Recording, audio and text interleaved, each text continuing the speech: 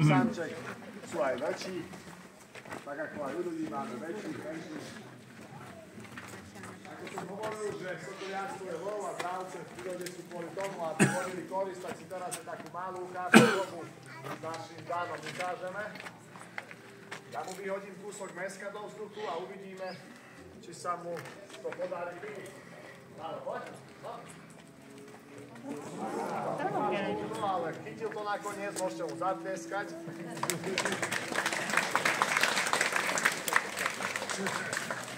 Pomerne to chytil, podarilo sa mu to na prvý krát. Je to veľmi jednoduché pre ňo chytiť niečo takto vo vzduchu, čo čaká, že to vyhodí.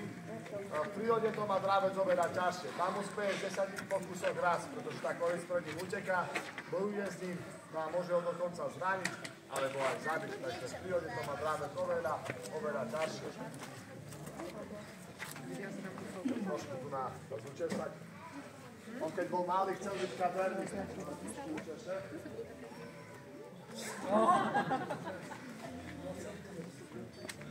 Chcem sa spýtať, máme tu nejakých 3 odvážnych dobrovoľníkov, ktorí sa pekne z miesta hlásia. Ak tu si vyskúšať prílet s takýmto dravcom.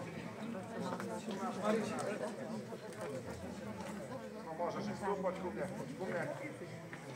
No, to ešte sa hlási, ešte 2, ešte 2 môžu ísť.